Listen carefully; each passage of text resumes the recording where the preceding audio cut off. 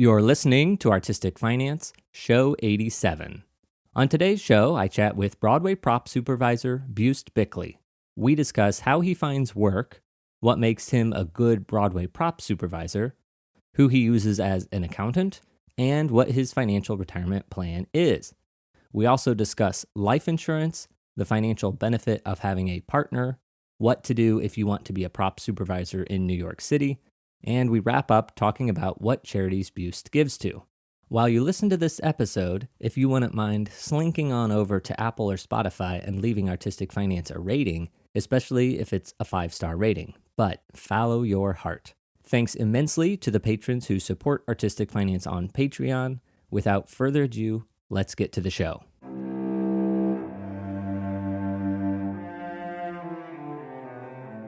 You're listening to Artistic Finance Podcast, where your host, Ethan Steimel, interviews successful artists, leaders, and investors to help educate and inspire artists to grow their wealth. Welcome and thank you for listening. I'm your host, Ethan Steimel, and today I welcome prop supervisor Buist Bickley. Welcome, Buist. Hi, nice to be here. I could say specifically a Broadway prop supervisor. You sure could. Because you do a lot of that. I do, I would say all of that. We're recording this January 21st, 2022. Omicron is raging. It's really cold. It's really cold outside. It's insanely cold. What is going on Broadway? Girl from the North Country is closing. There's lots of things that are like, it's a weird time because it was all like, we're reopened. It's great. Oh, wait, as soon as we were, it's not anymore. And now there's like a bunch of back and forth with the unions because some shows are saying they're taking a break. And then there's like the talks of what is it when you take a hiatus versus you have closed and have reopened. I think it's a very interesting financial discussion because some of these shows like Doubtfire or Mockingbird or Girl from the North Country, they've said that they're going to close and they're going to reopen.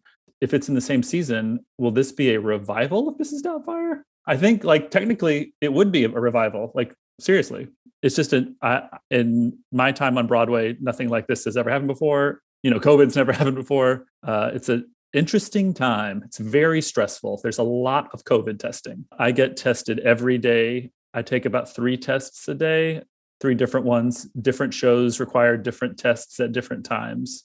But Broadway has set up big testing centers in Times Square. There are like 3 or 4 of them. And you do lots of COVID testing. You walk in, you scan your QR code for your different show. You select all these things. You fill out all this paperwork. It's odd, the things that you get used to quickly. All right, I won't complain because I do like 3 a week, but that's not 3 a day.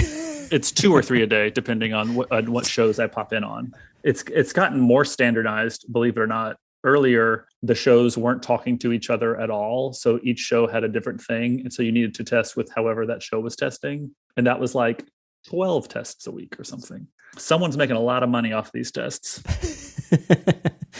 Yeah, no joke. All right, well, that's where we are in space and time for anybody listening in the future.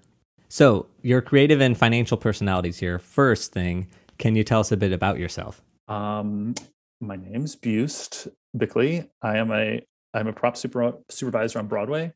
I live in Queens. I've been working on Broadway since 2008.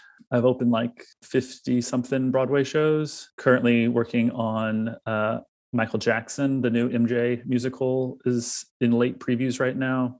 I just loaded in the rehearsal for the Moulin Rouge tour, reopened Moulin Rouge on Broadway. I do the Tina show about Tina Turner.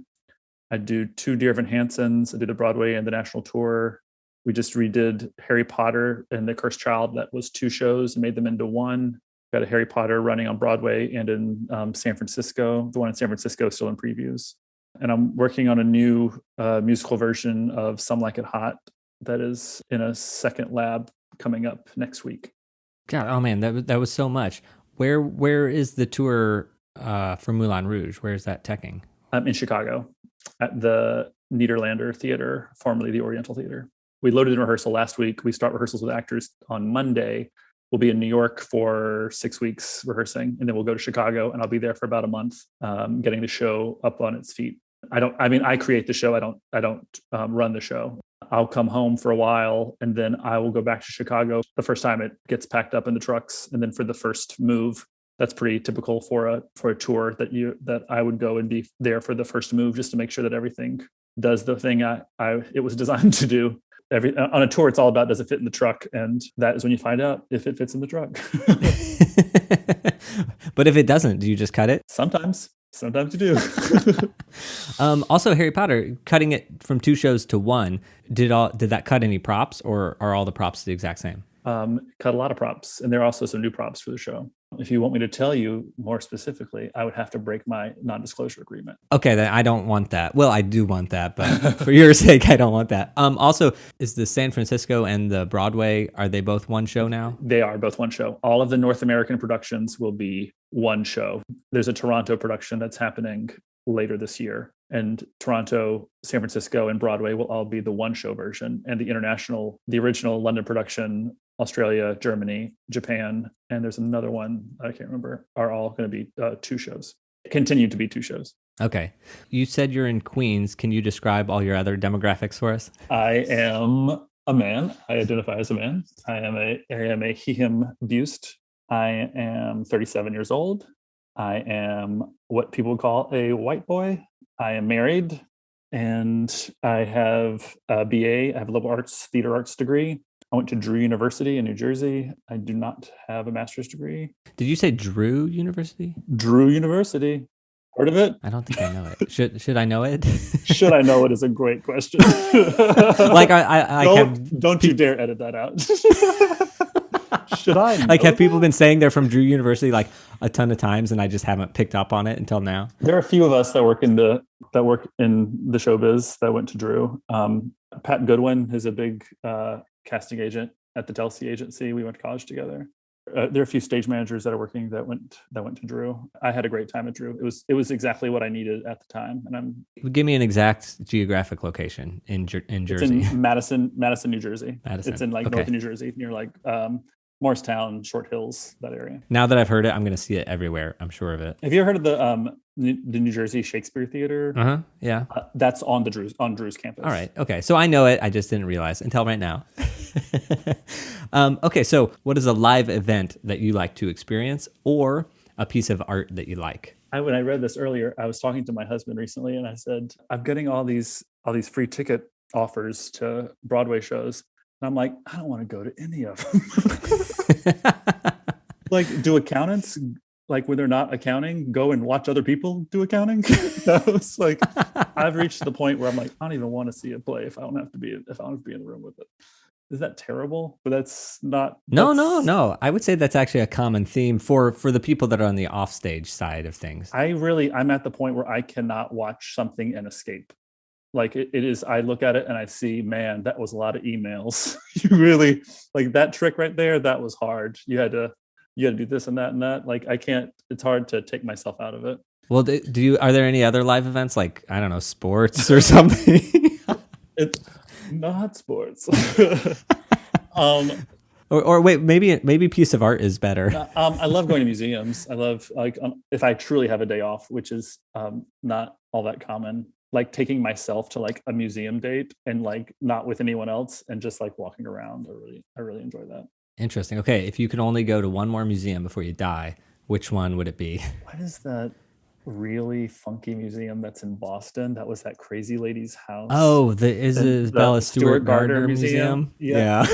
That is a crazy museum. I really like that place. My assistant Chris went to college in Boston, and we teched Moulin Rouge out there, and he was like, oh, we get to go to the Gardner Museum. And I was like, what? And he was like, she was like this crazy person. She had all this money and she had all these famous friends, and like the museum is crazy. All of these kind of relics and things that she has brought together. And there was that crazy, did you watch the documentary about like the art thief? And it was really good. I really like that place. I actually heard the podcast. I can't remember the name of the podcast, but it's like a 6-part miniseries about it. And they still don't know. And like every few years, it's like, oh, maybe we have a clue. And now it's like over 30 years ago. Yeah. So they're never going to solve this unless somebody stumbles across them. No, it's crazy. They're never going to solve it. I also love the Museum of the Moving Image that's out in Queens. Have you ever been there? I've never been there, no. Worth your time. And I mean, nothing wrong with the Met. Not the first person to say that. Yeah. Okay. Financial personality here. Are you good or bad with money? I think I'm pretty good with money. My parents are very good with money. I don't think I'm as good as they are, but they were very good role models when it came to money. I think the key to being good to money is not liking to spend a lot of money. And So you don't like to spend a lot of money. I like the freedom of low overhead. There's a lot of freedom in not owing a lot of people a lot of money. Okay, well, my first question for you was going to be, growing up, did you have a good financial example? Oh, look at there. Look at your transitions. So well done. What was it about your parents that made them so good? They both had good jobs, which it's easy to, when you have a good job, it's easier to be good with money than when you don't have a good job. But it was always about saving. It wasn't about having like a new car all of the time. There was no like keeping up with the Joneses or limited keeping up with the Joneses. And I feel like we spent more money on experiences than on stuff. And I feel like people talk about that a lot now, and maybe, but they were doing that before it was cool. And they've always been saving. My dad had a job, like a government job, and was always like, how much are you putting away was always important. Whenever I had a job opportunity, he would always say, if you can do the direct deposit, you can put so much into your savings, and it's best if it goes away before you even know it was there. And I thought, and that's a good way to live. That's amazing. Did he even do that before, like when you had school jobs or something? Did you do that then, or was it once you got out of college? You're like that. You're like, there wasn't direct deposit then. There wasn't direct deposit then. I don't think there was direct deposit then. And I've always kind of had theater jobs. I've been lucky that I haven't had like survival jobs since college, but I've always tried to save. With your parents, were they like so good that they had like a college fund for you? Like, did they help pay for your college, or was that on you? My parents totally paid for my college. That is a part of why I can be financially free now, because I did not have any student loans coming out of college. Drew is really expensive. I don't know why it is. You didn't even think it existed. Oops, awkward. I don't care at all. And it's too expensive. It never crossed my radar. Yeah. You couldn't possibly afford it. But I did have a good like financial aid help situation, and that totally helped. Whenever I speak with college students about props or production, anything, I do lots of talking with like first year theater tech classes. I always say, don't go to graduate school because you don't know what to do, and then have to pay back all of those loans. Like whatever you can do to not have student loans will make your life better. Especially in the theater, there's so many early profession jobs. It's getting better, but especially when I first graduated, like the early profession jobs don't pay you anything. At least for my generation, those jobs were the jobs where you met the people that helped you later. When you can take jobs for professionally, this is going to help me when it might not help me financially. In the long term, it will help you. Having that flexibility really helped me to get where I am. Okay, so when you started your career, what did your finances look like then? Like when you got out of college and you started working? I graduated without student loans. I met my husband in college, and he graduated with lots of student loans. Fun. My dad has made a joke like, I've worked so hard so that Buist doesn't have to have student loans. It's just and then this other one shows up.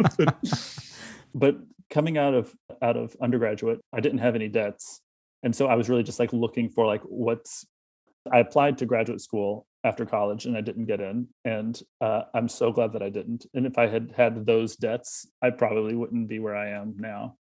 I don't mean to be like ragging on grad school. For a lot of people, it's the right thing, but for a lot of people, it's just what you do because people have told you it's what you need to do, and that is not always the case. It's mostly a money making thing for the universities. I graduated in 2007, and so like the economy totally crashed as soon as I graduated from college. And a lot of people who in my class like went to law school who probably wouldn't have otherwise, and not even in theater, but in other things, just like, maybe I'll just go get my master's since no one's hiring.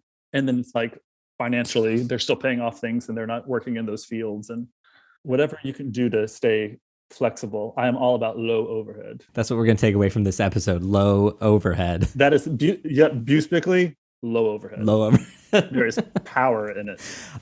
Okay, but you said you met your husband when you were in college. So did you guys move to New York together? My first job was at the Westport Playhouse in Connecticut, and I graduated from college thinking I wanted to be a set designer. I knew that I didn't have coming from a small liberal arts school, I knew I didn't have the skills to say, and now I am a professional set designer. Then I thought I'll go to grad school, and then I didn't get into grad school. And then I was looking for summer jobs, and I got a job as a prop master at a summer stock theater because I thought I have the skills. Like at liberal arts schools, you have to do a little bit of everything, and props is just a little bit of everything. And I was like, I bet I could do that. And it went well. And then while I was working for that summer, I saw that the Westport Playhouse was looking for a prop master, like a full-time job. I was crazy lucky, and I got hired to be the prop master at the Westport Playhouse full-time, which is like a major regional theater. Totally unqualified for that job. We lived in Stamford, Connecticut, and Westport is just north of Stamford. And then my husband's a college professor, and he teaches at Bloomfield College. And so then he would drive to Bloomfield from Stamford. And that's where we lived for the first 2 years after college. Got it.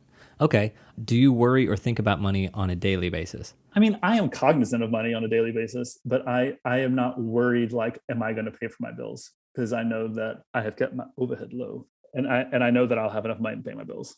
Okay, props. So when I think of a props supervisor, I'm thinking, this is what I think your job is. You just buy things. Like you're just constantly buying things and dealing with budgets. Is that accurate? Yeah, no, I'm dealing with that, and I'm in charge of millions of dollars. And so budgets, like not my personal budgets, but my business budgets are a day-to-day situation. And it's not just buying, but it's like everything is custom. What shops I'm working with, knowing how much, like dealing with inflation, these shows that have been delayed, like the budgets were approved before the shutdown. Lumber and steel is 40% more than it was 18 months ago. And so like, I can't do these things for the numbers that are on here, and figuring that out has been a thing. Budgeting in my professional life is a much more of my anxiety than in my personal life. Like I manage $500,000 worth of props in a huge musical. Making sure that all those numbers line up is a full-time job. Half of your day must just be in front of a spreadsheet, adding and subtracting. I'd say learning to budget is what separates like a good prop master from a lot of people know how to make beautiful things and know what pretty looks like and knows how to source stuff, but giving management when you've done enough shows where you can see what people want and know how much it costs and actually do it for that much, that's when you get hired a lot more. when management trusts you that Buist could do it for that much money, or if Buist says he needs more money, he really does. It's not just that he's blown it on other stuff. Having people trust you that that's actually how much that's going to cost. All right, everybody who works in props, rewind 30 seconds and listen to Buist again there. I feel like that was like a golden nugget for like, this is how you get hired to do props. No, that's true. And props is totally left-brained and totally right-brained. Like I need to be able to talk to choreographers and dancers and directors and designers, and they say things like, what if this was more like, like I have to understand like what that means, but then I also have to know what's the freight elevator schedule and what are all of the union rules. I need to know the trucking schedules. I have to scheduling casual labor in and out. And it's about the organization of it, and the supervision of it is equally important as the creativity. And if one of those gets out of whack, especially at this level with this much money and these high stakes, like quick calendars, like you have to have you have to have the creativity and the organization at the same. All right, I have to ask, what's the highest budget you've ever had on a show? Just for props, or like props plus illusions plus other things, like because then there's like, can I say both? Pyro is like $1 million for one show. Okay, you don't have to tell me anything. I'm just going to assume that's Harry Potter was $1 million. Maybe a couple of them have been $1 million. Okay, all right, that's quite a bit. But that's on like a huge shows that have lots of development and then would go on to have multiple productions. Like that's not just making this show that's going to run this long. That's like developing a new idea that will be a new property. Like that takes a lot of money. Yeah, because I assume like the first show is going to have the huge budget, and then once you know what the props are, then it's like, okay, we just replicate that for the tour. Remounts, or you have to switch to a different brain that's like, all right, this is what how can we recreate this in a different circumstance? Like if it's a tour, how can I break this down so that it doesn't break and will fit into the trucks and fit into these carts? And if the turnaround needs to be in this amount of time, how can we put it together in that way? So it's like, what the end result needs to closely resemble, and like, how can you get it there? It's always nice when it's like a direct remount and it's just like, I know what that is. I can do that again. But like, I enjoy the development of a new idea.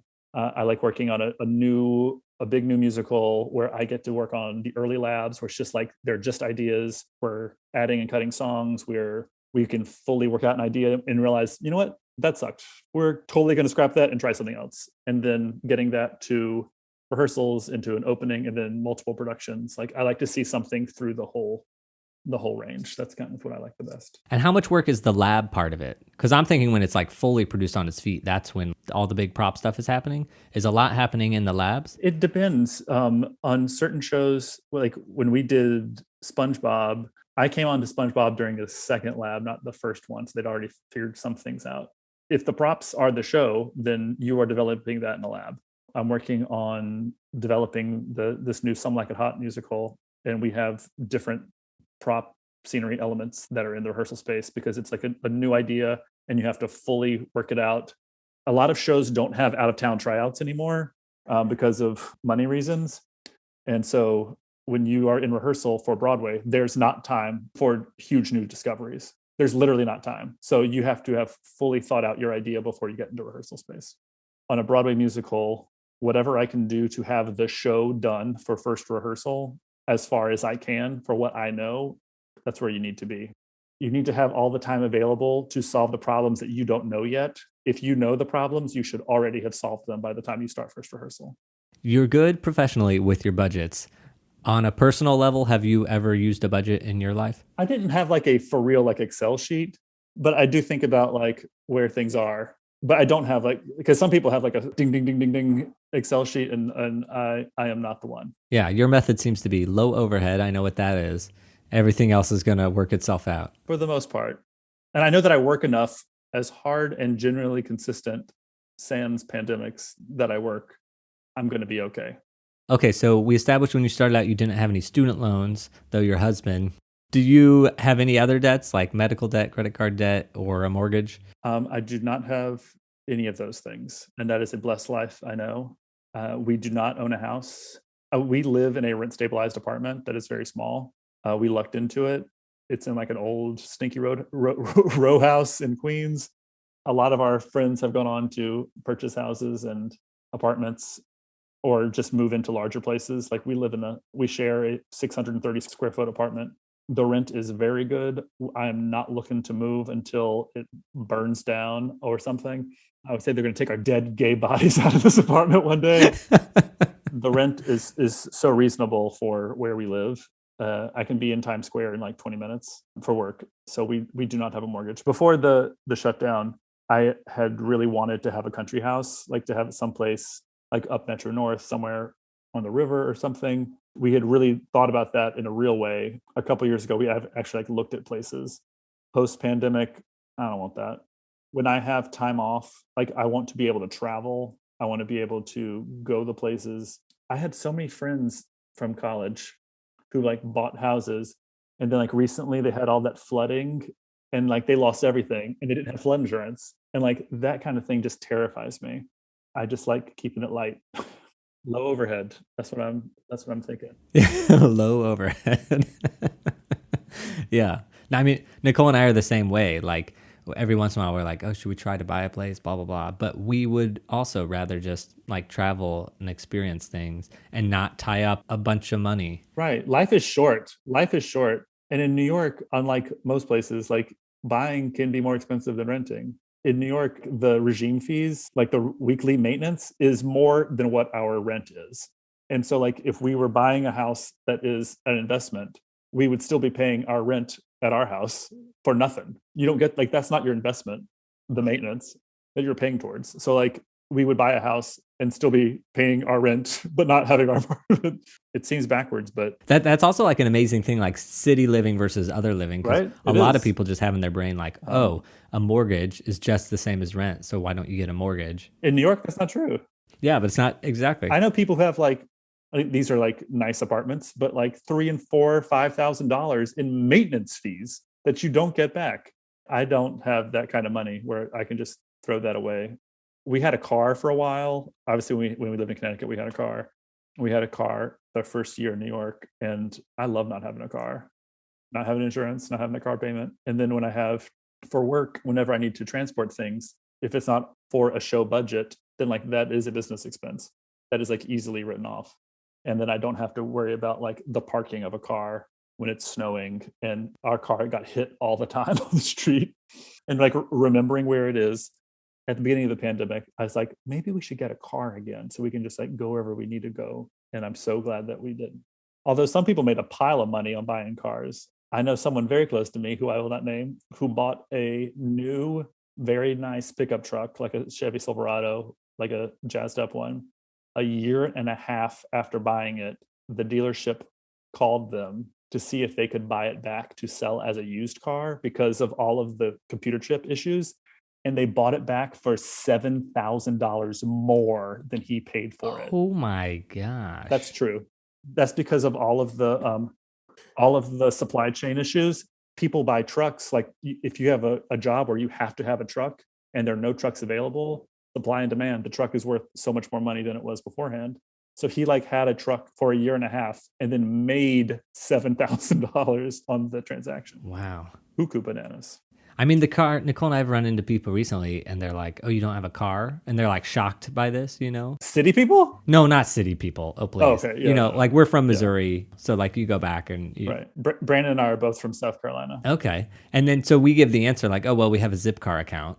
And that seems to like calm everybody down. They're like, oh, okay. But we haven't used a Zipcar for like 18 months. Oh, I use Zipcar all the time, mostly for work stuff, but I love a Zipcar. I also just like cars, and I like that on Zipcar, like I can just like, maybe I want to drive a BMW today. Or like, in the city, they have like fancy cars. And if you do it last minute, sometimes BMW is your only choice. Is your only choice. And also sometimes it's not more expensive than the Corolla. True.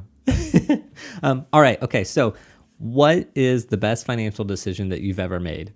When I had money, after I had a couple of hits, I was able to pay off Brandon's student loans, and getting Brandon's loans paid off as quickly as we could. Like we had enough money that we could have put a down payment on something. Like if we'd had to be paying off those loans when I didn't work for a year and a half with the shutdown, like we would have had a very different pandemic. I had a really good couple of years, and over like 4 years, I paid it off. Like by the time you guys were graduated, it was 4 years after that. 4 years after I was working on Broadway, I paid it off. And how many years was that after school? 8 years after he graduated from grad school. So he was getting his doctorate, and I was getting my undergraduate degree. So he had some loans after that, and he has a master's degree. So like he had a lot of degrees. So he paid a lot of money. Well, eight years is actually like pretty good. Oh yeah, no. I was real proud of us. But if we weren't able to do that during the pandemic, especially when all of a sudden you don't have any income, it would have been a problem. Yeah. Okay. All right. So paying off the loans, best financial decision. So then your work as a prop supervisor, how do you get jobs? I have a good relationship with some production managers that work on Broadway. Broadway is a very small community. There are very few prop masters in New York. I would say the majority of the Broadway season, there are like 6 different prop masters, because it's a very hard job that requires a very specific group of skills, and not a lot of people do it, and fewer people do it well. Once you have had like a hit, then it went well and you made people happy and you were known to be able to do that, it's pretty easy to get a lot of work. But I have a good relationship with production managers, with several general management companies, and mostly with scenic designers. Like we met through John Lee Beatty, and John Lee is a longtime friend and collaborator on many shows. I counted one time, and we'd done like 40 different things together. A lot of them were encores, so that happens really quickly. Yeah. but we've done a lot of things together. The set designer prop master relationship is very tight, and once you find a relationship like that works, you want to keep doing that. It takes a while, and like there's certain set designers that, very few, but a few that I've worked with, and I'm like, oh, we don't talk the same. This isn't a great fit. We'll figure this out for now, but like we don't have to do this anymore after we're done. But then when you find the relationships where it's like, oh, okay, yeah, yep, and we can really snap off ideas and you understand what it means. You have a shorthand with each other. The stakes are high. There's no time. There's limited money. When that fuel is all working, you're like, oh, okay, that's my guy. And we'll keep calling them. You get in a groove. Is it the set designer that's asking for you or the production manager? It depends on the production. The set designer would always have to approve, but sometimes I've gotten jobs because, if a show comes over from England and the English designer doesn't really have a prop person that they usually use, I would be recommended by the production manager or the general manager. But it's all about relationships. Okay. And in your prop supervision work, is it you that's getting the paychecks? Are you just working as a sole proprietor? I did for a very long time. And then years ago, we started an LLC, Mad Props Creative Studio, get into it. And so I get billing through through our company. It's a partnership with my husband. So anytime you're working on a show, the paycheck is going to Mad Props LLC? Correct. Does that mean is all your income 1099 or is some of this W-2? It's a combination. I usually get like 16 in like a normal year. I get about, I'm not sure why 16 is the number, but for so many years, it's always like at the end of the year, you get your 1099s and W-2s back. And it's like 16. That just keeps coming back. If you've worked like a full year, it's about 16 jobs, but it's a combination of both. Since you are getting some 1099, do you pay quarterly taxes? I do pay quarterly taxes. All right, noted. And do you file them yourself? Yes. Oh, no, like, do I have an accountant? Yeah. Yeah, no, I have an accountant. Definitely have an accountant. Oh, okay. So you file the quarterly ones. I thought you meant like I write the checks. Like, I write the checks, I put them in the mail. Brandon and I, since we moved to New York, have used an accountant. And there are a few accountants that do like Broadway taxes. And when we go to do our taxes, you see the people from work in the lobby. Our accountant always has some sort of good Broadway gossip when we get there. He has like questions to ask. May I ask who your accountant is? Don Robinson. Don Robinson. He does a lot of Broadway taxes. All right. So now your retirement. Do you have a retirement plan? I have. I'm ACT. That's my union affiliation, and I have an annuity and a pension through my union, and I have a old 401k from my old Westport days, and then I do IRAs myself at the end of the year. All right. What kind of IRAs? A Roth IRA and the regular IRA. What's it called? There's traditional and there's Roth. Traditional IRAs. So wait, you do both? In our earlier lives, we had Roth IRAs, and then now we do the traditional IRAs. Is that because you graduated out of the Roth? Yes. Yeah. Okay. Because I'm making money moves. Also, your old 401k, is it just sitting there? You don't add anything to it, right? It's just sitting there until you retire? It's just sitting there. And then the annuity and the pension you'll get whenever you officially retire, I guess, or reach that age. Correct. Okay, cool. Okay, random question that I haven't really thought much, except that we recently did an episode on Dave Ramsey, and we talked about life insurance. Do you have life insurance? We both have life insurance. My husband's a college professor, and so we have TIAA CREF because he's a school teacher. We both bought life insurance for each other early on for like a 20-year plan. It was very inexpensive, and if something happened, it would be a great cushion. It made a lot of sense to us at the time. And some people are like, why do you have life insurance? Like, you don't have kids, like you don't have like a big mortgage to write off, but it makes me feel safer. And I think that it makes him feel safer also. And it's not that expensive. It seems like something that would be like a no brainer. Like if you have that money, like why wouldn't you do that? Well, yeah, because I'm thinking about it because Nicole and I, we have like this tiny, like through her work, we have like a little plan. Recently, I've been like, I've just heard enough stories and people talking about it that I'm like, maybe we should actually, it would make us feel better. If you're healthy and like relatively young, like it's not the amount that we pay and the amount that we would get if one of us dies seems like a no-brainer situation. Yeah. Okay. I need to do a whole episode on that because I'm thinking about it. I mean, I haven't died yet, and thank God he hasn't either. But it just the idea of it makes me feel better than if we didn't have it. Absolutely. Peace of mind is totally worth a lot. Yeah. Peace of mind. Do you have a health savings account? We have had a health savings account with his work, and it has always lost us money, and we don't do it anymore. At the end of the year, we'd have all this money that we could spend. We've done some real stupid things trying to get rid of that money by the end of the year because we were going to lose it if we didn't. We lost money every year that we did it. But I mean, that's a blessed life that you weren't sick and you didn't have to go to the doctor. And if we had needed it, we would have been glad it was there. But it was not good for us. Okay, we have a little one, again, through Nicole's work, like part of her benefits package. And actually, when I say we, I mean it's just hers. I don't have one. But it rolls over. Ours did not roll over. Yeah, that's awful. That's like people who like have vacation days or something that expire. Right, that don't roll over. It's like, what a waste. That's ridiculous. Stop. No. Everyone stop that. It's totally unfair. I agree. I thought it was totally unfair. So outside of all your retirement pension, all that setup stuff, do you guys invest? I don't. I'd like to get into it. I first want to get my savings back to where it was before the pandemic. I like to have a lot of cash on hand in case, there's another global deadly pandemic. I feel like a lot of my financial brain comes from my experience. And since I was in high school, about every decade, something terrible happens. 9/11 happened when I was in high school. When I graduated from college, the financial market just fell off. And then this pandemic happened.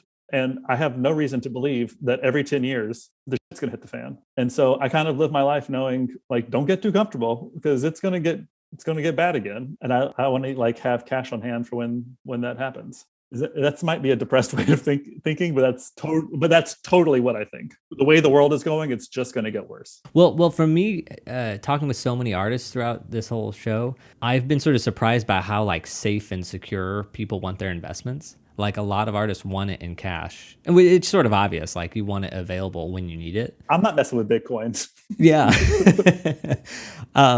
Our previous episode, the one before this, is about bond investing. And I talked with what I call a real person with a real job. They're not in theater, not in entertainment, but all their investments are in bonds, which is the safe and secure, and virtually it's cash. I've always avoided bonds, and I've always just been whatever gives the highest return is what I want.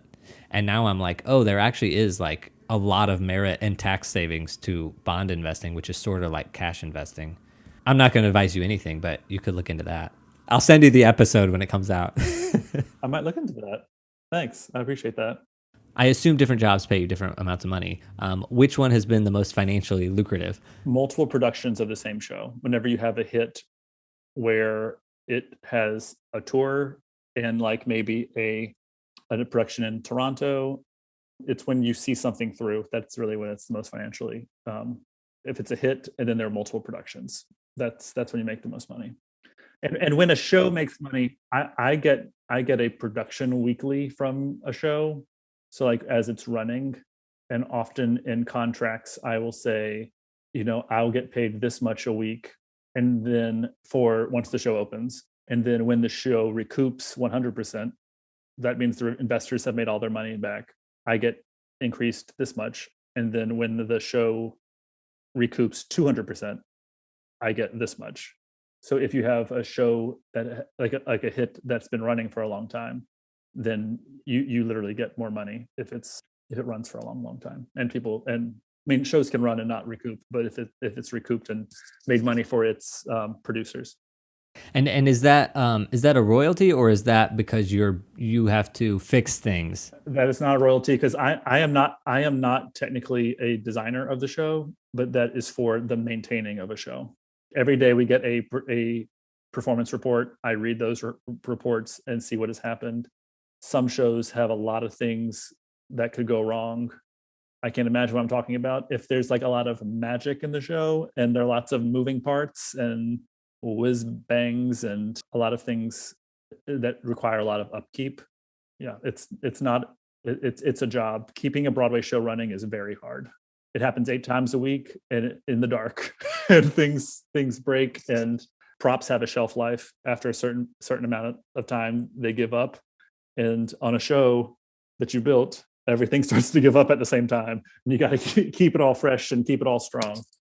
And so just as an example, so is it you're getting $2,000, your LLC gets $2,000, and then you maintain everything within that? Or is it you're getting the $2,000 to you every week, and then whatever fixes, you have to pay for all that out of a separate budget? I get paid myself for taking care of the show.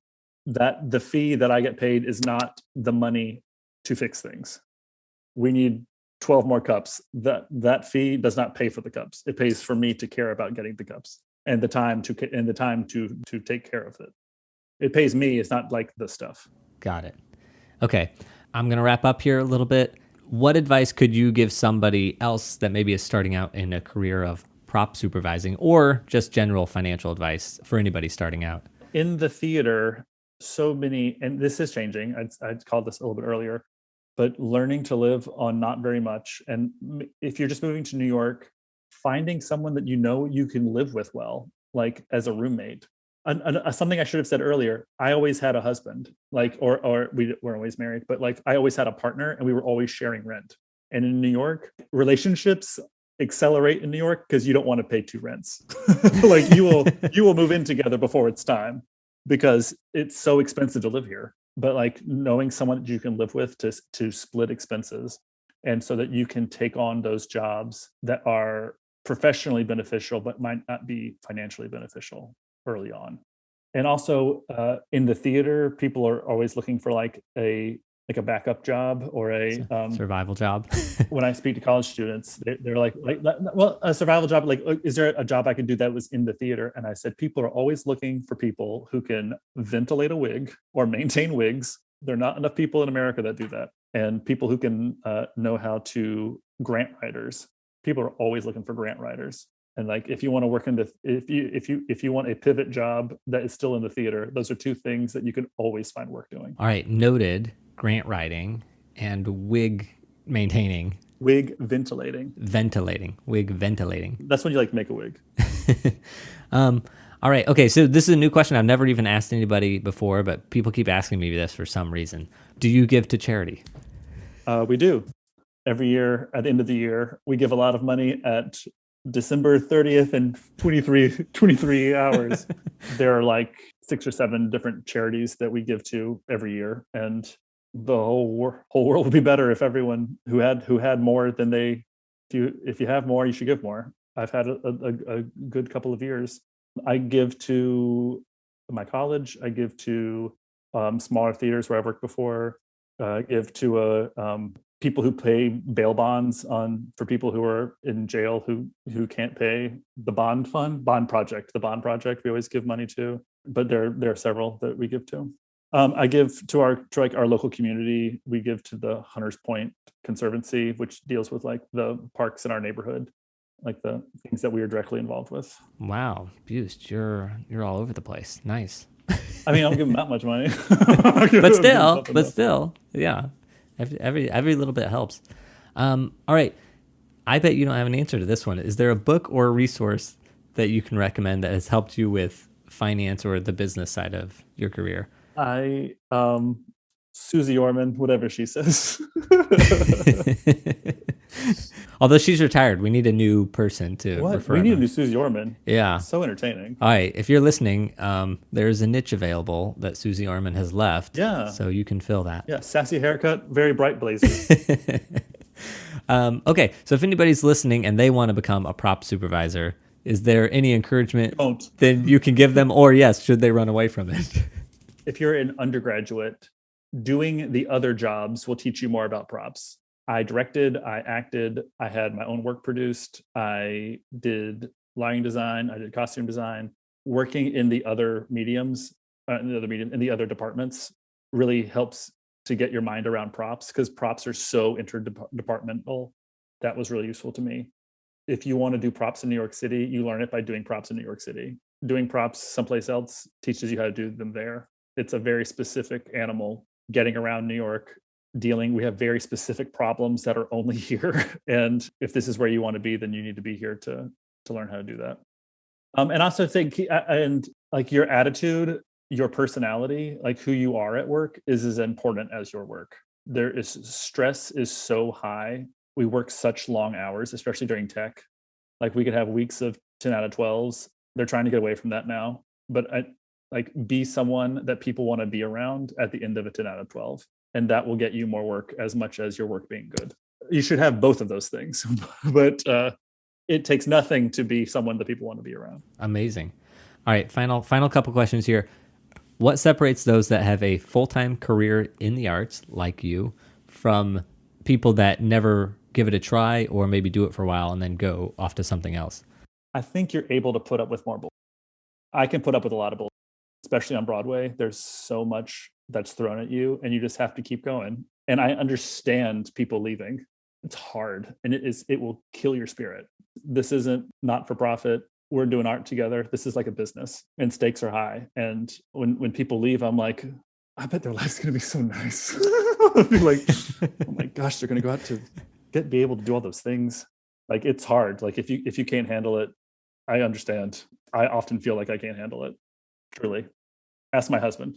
You should interview him next. Like having, yeah. I think a lot of relationships have both people in the business, and I couldn't live that way. And especially in like during the pandemic, Brandon has such a normal work schedule that's very steady, and living with my crazy, he's kind of like the rudder. Amazing. I absolutely love this. Oh, wait, one last question. Where can people connect with you if you want them to? I don't want you to. Fair. I don't have an Instagram account. I'm not on the Twitter. Leave me alone. I'm not on the Twitter. But you do have a TikTok. What is that again? I do not have a TikTok. Just kidding. Amazing. All right. Well, Buist, I have never talked this thoroughly with a prop supervisor. Actually, I've never talked with a prop supervisor ever. I'm glad to be your first. Well, other than like maybe at work or something. But thank you so much. I had a blast and I learned a lot too. So thank you. Oh, good. I'm glad. Thanks. Appreciate it. That's it for this week's episode. My takeaways are: keep your overhead low. That was something John Lee Beatty mentioned on episode 32, maintaining low overhead. With more income, you can have more freedom, but if the overhead is low, the ups and downs of income are less worrisome. Life insurance. For a small price, you can get a large peace of mind. Buist uses accountant Don Robinson. I've put a link in the show notes to Don's rate sheet for any New York City-based folks who may be searching for an accountant. I don't know how up-to-date the rate sheet is, but in January 2022, it listed individual returns starting at $500 and partnership and LLC filings at $800. If you want to do props in New York City, do props in New York City.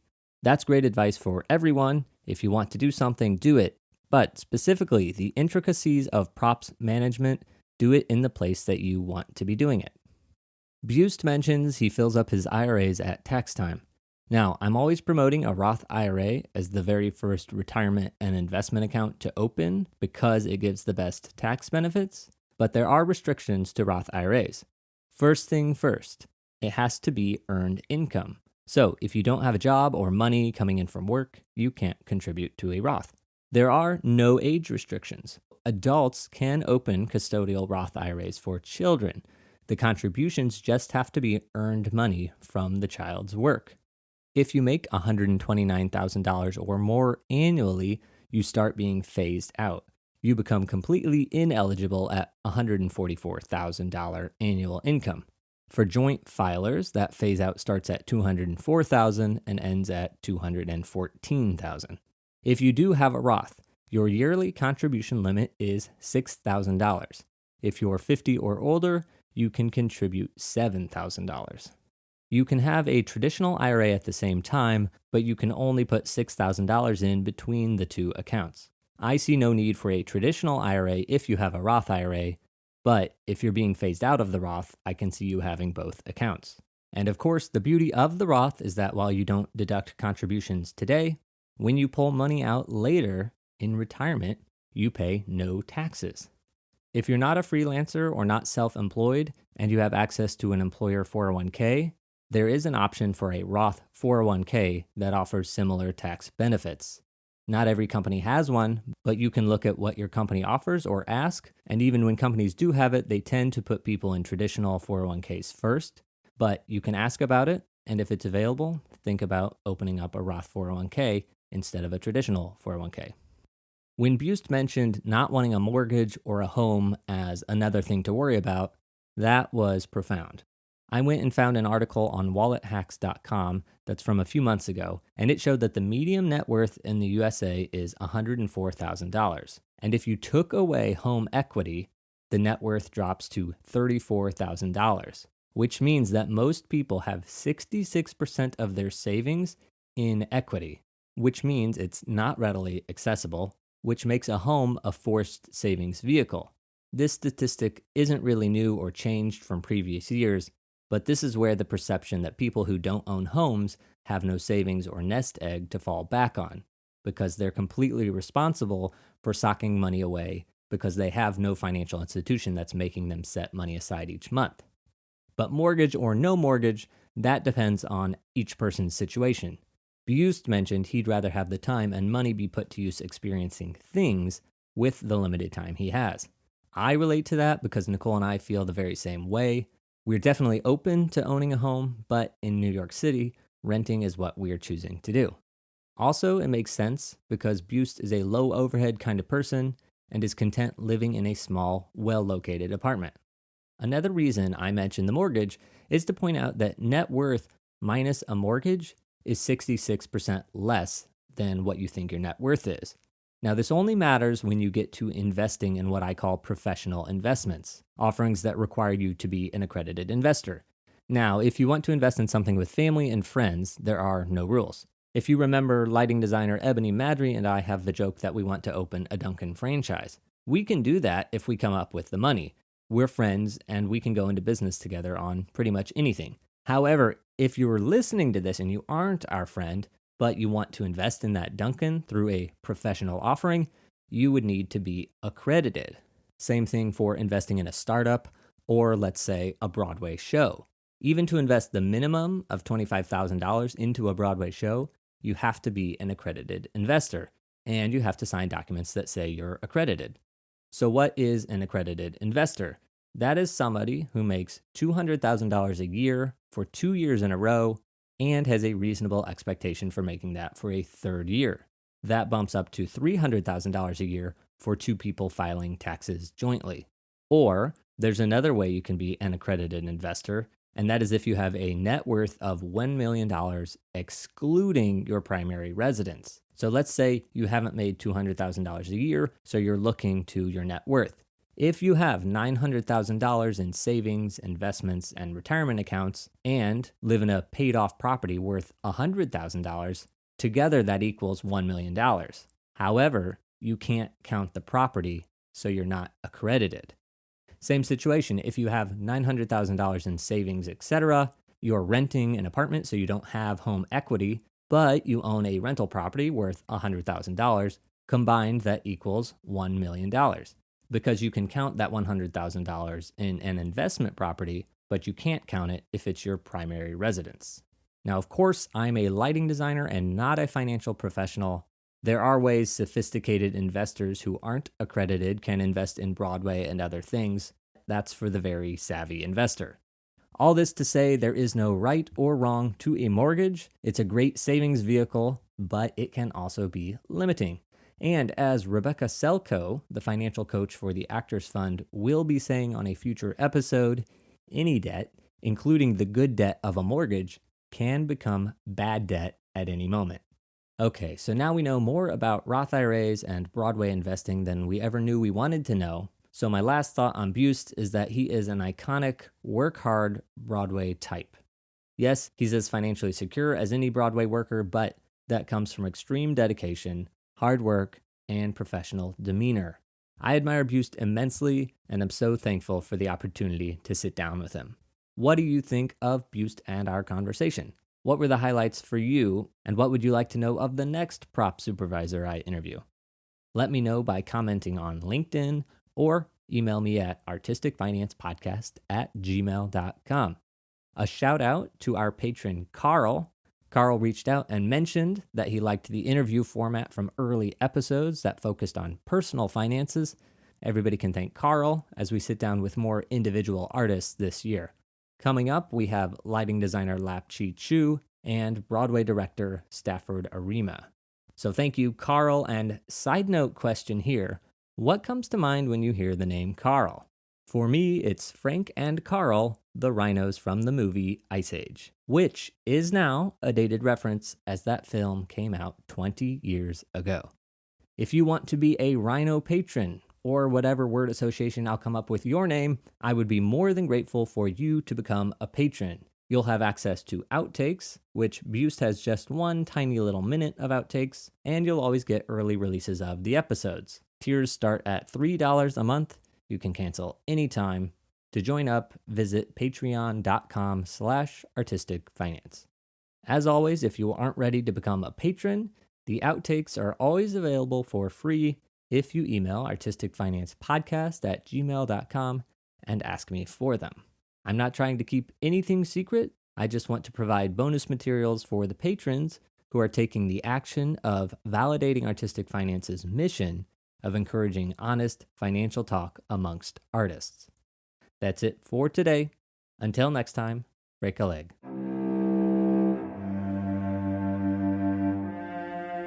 Thank you for listening to Artistic Finance. Make sure to subscribe. To access our show notes, transcripts, or resources, go to artisticfinance.com. This show is for entertainment purposes only. Before making any decision, consult a professional. This show is copyrighted by Artistic Finance. Written permission must be granted before syndication or rebroadcasting.